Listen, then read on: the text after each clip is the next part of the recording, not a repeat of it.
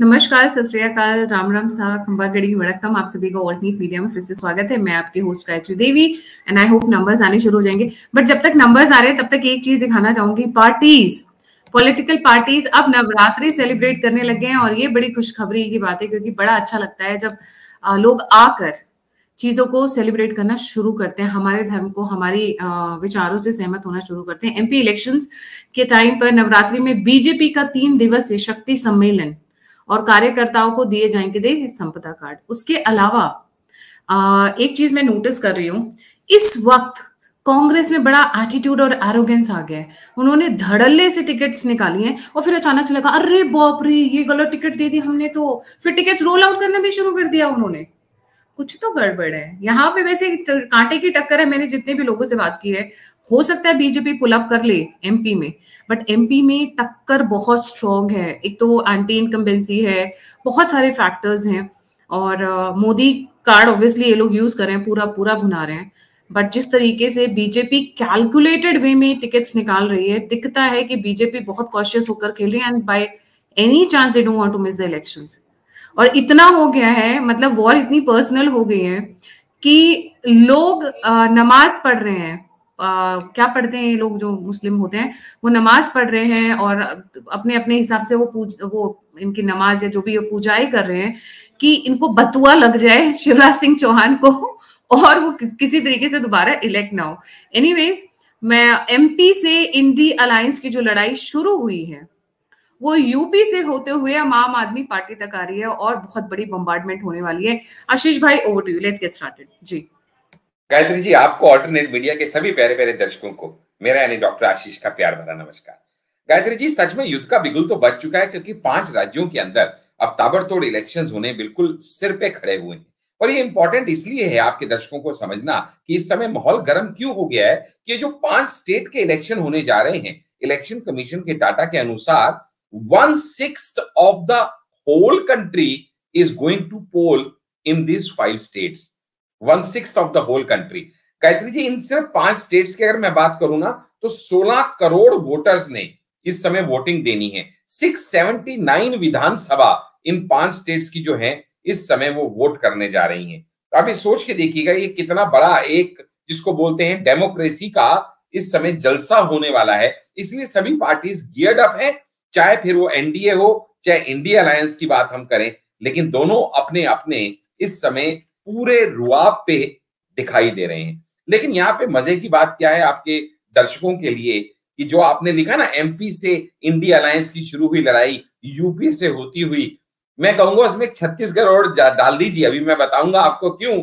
वहां से होती हुई फिर आप तक आई, यानी ये कुछ ऐसा एक वेव है, ये ऐसी कोई लहर है जो चली आ रही है, जिसमें किसी की तो दिवाली होनी है और किसी का दिवाला निकलना है। अब वो किसकी दिवाली और किसका दिवाला, वो अभी हम लोग देख लेते हैं, क्योंकि ये जो 7 नवंबर से मिजोरम से स्टार्ट हुई कहानी चलते हुए 30 नवंबर तक आखिरी राज्य में समाप्त होगी और 3 दिसंबर को इसके पोल रिजल्ट्स हम सबके सामने होंगे। जब आपने जिक्र ही किया एमपी का, शुरुआत एमपी से किया, तो आपके दर्शकों को यह भी पता होना चाहिए कि एमपी इतना इंपॉर्टेंट क्यों है गायत्री जी की नजर में, या एमपी से लड़ाई शुरू होना क्यों इतना एकदम से लोगों की नजर में आया। बिकॉज 230 जो सीट्स पे कंटेस्ट होना है वो सबसे ज्यादा इन 5 में से एमपी में ही होना है। वो एमपी ही है जिसमें पिछली बार कांग्रेस भले ही जीत गई थी, कांटे की टक्कर थी, क्योंकि कांग्रेस को 114 सीटें मिली थी 230 में से और बीजेपी को 109 मिली थी। लेकिन फिर कांग्रेस के अंदर की टूट, बीजेपी को मिले फायदे के चलते हुए 2022 में बीजेपी ने वहां फिर से सरकार बना ली और इसके चलते हुए आज की डेट में बीजेपी की वहां सरकार है। इतना बेस बताते हुए अब हम बात को आगे बढ़ाएंगे गायत्री जी। वो ये है कि जब आपने लिखा कि एमपी से शुरू हुई लड़ाई, अब जो इंडिया अलायंस की हम बात करें तो हमें पता है ये एक ऐसा अलायंस है, कुछ ऐसे दलों का अलायंस हम शुरू से कहते आए हैं जिनकी ना नीति एक है, ना नियत एक है, ना निर्णय शक्ति एक है, ना नेता एक है, ना नेतृत्व एक है। ये ऐसे बिन दूल्हे की बारात है जहां पे हर बाराती दूल्हा बनने के लिए तैयार बैठा है, सिर्फ मौके की जरूरत है कि कहां उसको मौका मिले और उसकी पार्टी के लोग उसी को दूल्हा बना दे। अब यहाँ पे चोर चोर मुसेरे भाई अगर मैं कहूं तो कुछ ऐसे इकट्ठे हो गए कि जिनका एक ही ध्येय है, कोई पॉजिटिव उनका ओरिएंटेशन ऑफ माइंड है ही नहीं, एक ही है किसी तरीके कुछ ना हो मोदी को हराना है। इस नैरेटिव को लेके जब कुछ लोग इकट्ठे हुए, जब अवसरवादी लोग इकट्ठे हुए, तो उनको साथ रखना मुझे लगता है कोई बहुत आसान काम नहीं है कि जहां इतने सारे अलग विचारधारा और के लोग हों जो सांप नेवले की लड़ाई जिसको कहते हैं हो। और इसी के चलते हुए जब अभी तक इन लोगों को ये क्लियर नहीं था, गायत्री जी हमने एक वीडियो भी किया था कि जब ये I.N.D.I.A अलायंस बोलते हैं तो इसकी फुल फॉर्म क्या है। कोई डी से डेमोक्रेटिक कहता है, कोई डी से डेवलपमेंटल कहता है। अभी दूसरा देखने में क्या आया, इन्होंने कई बैठकें कर ली और हर बार यही हमने आपसे डिस्कस किया कि एक्चुअल तभी पता चलता है रबर की strength when the tyre meets the road. तो जब ये सीट शेयरिंग करेंगे तो पता चलेगा कि इनके आपस के अंदर कितनी एकता है। लेकिन उससे पहले जब दिवाली तक आते आते सीट शेयरिंग की हम लोगों को उम्मीद थी कि कोई ना कोई इनका निर्णय सामने आएगा, तो यहां उल्टा ही देखने को हो रहा है कि यहां पे उल्टा इनमें टूट दिखाई दे रही है। वो क्यों कहूंगा मैं, क्योंकि अखिलेश यादव ने, समाजवादी पार्टी के सुप्रीमो ने, जब कांग्रेस के ऊपर ताबड़तोड़ हमले शुरू किए 19 अक्टूबर से लेके लगातार 19, 20, 21 आज तीसरा दिन है, उनके ताबड़तोड़ हमले और उनका गुस्सा देखने को मिल रहा है, उनकी हताशा देखने को मिल रही है, उनकी निराशा देखने को मिल रही है। क्योंकि वो कांग्रेस जिसने उनको वादा किया था कि हम सबके साथ चलेंगे, क्योंकि बिगेस्ट ऑपोजिशन पार्टी है, जिसने अखिलेश यादव की पार्टी समाजवादी पार्टी को कहा था आपको 6 सीटें देने के लिए हम कंसीडर कर रहे हैं, जिनके बड़े नेता दिग्विजय सिंह हो या कमलनाथ हो, उन्होंने इनके नेताओं को मीटिंग्स में बुलाया था। उन्होंने मध्य प्रदेश की सीट शेयरिंग में ठेंगा दिखा दिया समाजवादी पार्टी और अखिलेश को। सीट शेयरिंग की बात नहीं करी, उनको कोई किसी तरीके का लीवरेज नहीं दिया। इसके ऊपर नाराज होके अखिलेश यादव ने अपनी भड़ास कांग्रेस के ऊपर जब निकालनी शुरू करी, तो बजाय इसके कि उस चीज को ठंडा किया जाए, बजाय इसके कि उस चीज को मतलब शांत करने का कोशिश किया जाए, आग में घी का काम किया कमलनाथ ने। कौन कमलनाथ? मध्य प्रदेश के एक्स सीएम। कोई छोटा मोटा कांग्रेस के नेता की मैं बात नहीं कर रहा। जब वो कहते हैं अरे भाई छोड़ो अखिलेश वकीलेश को, मीडिया के सामने इस तरह की बाइट देना, छोड़ो अखिलेश वकीलेश को, ये क्लियरली ये दिखाता है कि अखिलेश को किस तरह से डाउन करने का प्रयास किया गया कांग्रेस नेतृत्व द्वारा। इतना ही नहीं, जब यूपी के कांग्रेस अध्यक्ष अजय राय, वो कोई छोटी हस्ती नहीं है, यूपी वो स्टेट है जिसकी 80 सीट्स कंटेस्ट होने वाली हैं, बिगेस्ट स्टेट है, कहते हैं जिसने यूपी जीता उसने देश जीता। वहां का कांग्रेस अध्यक्ष अगर ये कहता है कि समाजवादी पार्टी बीजेपी को जिताने का काम कर रही है, उसको कांग्रेस को सपोर्ट करना चाहिए, वरना वो बीजेपी की बी टीम की तरह एक्ट कर रही है। और इसके पलटवार में अगर समाजवादी पार्टी सुप्रीमो अखिलेश जी कहते हैं कांग्रेस को, भाई अपने चिरकुट नेताओं को बोलो हम पे बयानबाजी बंद करें, तो ये क्लियर आपके दर्शकों को दिखाएगा कि किस तरीके की दोनों में तालमेल चल रहा है। कि जब मन में कहते हैं कुछ बुरी बात हो तो एक अलग बात है, लेकिन हमको बर्बादी का कोई गम नहीं, गम है बर्बादी का क्यों चर्चा हुआ। तो यहां तो चर्चा पे चर्चा हो रही है, एक दूसरे को यूं लताड़ा जा रहा है गायत्री जी कि पूछिए मत। अब यहाँ पे इतने पे भी बात खत्म अगर हो जाती तो बहुत अच्छा होता, हम कहते चलो किसी एक ने कुछ कह दिया तो दूसरे ने पलटवार भी कर दिया। लेकिन गायत्री जी जब एक के बाद एक के बाद एक, अब दूसरा मैं क्या कहूंगा आपको, टीएस सिंह डियो, ये कौन है? डिप्टी चीफ मिनिस्टर है छत्तीसगढ़ के। आज जब मीडिया पर्संस ने इनसे अखिलेश जी के बारे में पूछा कि भाई कांग्रेस के साथ बारे में वो ऐसा बयान दे रहे हैं, ये आपका क्या कहना है, मालूम उनका जवाब क्या था? उनका जवाब था कौन अखिलेश, कौन अखिलेश अगर ये बोलता है डिप्टी सीएम छत्तीसगढ़, तो वो क्लियरली ये दिखाता है कि ये एक के बाद एक के बाद एक जब इस तरह के अटैक किए जा रहे हैं अखिलेश के ऊपर, तो क्लियर स्टैंड है कांग्रेस का कि कर्नाटका जीतने के बाद अब उनका मनोबल इतना ऊंचा है कि वो रीजनल पार्टीज की जरूरत को नकार रही हैं और इसलिए जानबूझ के ऐसी स्टेटमेंट देने का प्रयास हो रहा है जहां पे I am the big brother and I will be the one who will dictate terms, इस तरीके की धारणा रीजनल पार्टीज में बनाने का प्रयास हो रहा है। गायत्री जी ये अखिलेश के साथ जो इनका जो नेक्सस एक हमने देखा था पिछली बार जब यूपी इलेक्शन थे कि भाई ये दो लड़के कुछ कमाल करके दिखाएंगे, और उसके बाद जब आपस में इनकी इस तरह से इतना मन आपस में खट्टा होना शुरू हो गया कि पब्लिकली आना शुरू हो गया। और आज अखिलेश जी अगर पब्लिकली आके ये कहते हैं कि कांग्रेस अगर कास्ट सेशंस की बात करती है तो इससे बड़ा कोई चमत्कार या कोई मजाक हो नहीं सकता, क्योंकि वो कांग्रेस ही थी जिसने ये कास्ट सेंसस को दबा के रखा। क्योंकि ये चाहते तो 2011 में भी SECC यानी सोशल इकोनॉमिक कास्ट सेंसस का डाटा जो था उसको रिलीज कर सकते थे, लेकिन कांग्रेस ने नहीं किया। यानी अब मनमुटाव की जगह एक दूसरे की जग हसाई और एक दूसरे के ऊपर प्रत्यक्ष रूप से हमले करने दोनों पार्टीज शुरू कर चुकी हैं। एंड गायत्री जी अगर बात यहां तक रुकती ना तो मैं बोलता ये कांग्रेस और समाजवादी पार्टी के बीच की कुछ खटपट लगती है, लेकिन इस खटपट में आग का घी डालने का काम करती हैं ऐसी स्टेटमेंट्स जब के कविता जैसी नेता ये कहती है कि राहुल गांधी तो पेपर टाइगर है, उसकी क्या अहमियत है। इस तरह की स्टेटमेंट्स कहीं ना कहीं आग में घी डालने का काम करती हैं। चलो ये तो राहुल गांधी और समाजवादी पार्टी के बीच की बात थी, लेकिन आपके दर्शकों को यह सोचना पड़ेगा कि अचानक से मीडिया पे आके कांग्रेस के एक और वरिष्ठ नेता जिनका नाम है पवन खेरा, ये पवन खेरा आज एक स्टेटमेंट देते हैं मीडिया को जिसमें ये कहते हैं कि आपके दर्शकों को याद होगा कि आज से ठीक 10 साल पहले यानी 2014 में रामलीला मैदान में कुछ ठग बैठे थे जिनका एक ही ध्येय था कि किसी तरीके से मनमोहन सिंह सरकार की छवि को बिगाड़ा जाए। और उस समय ये जो नौटंकी करके जिन्होंने देश को वर्गलाया, मीडिया ने उसे जन आंदोलन बताया।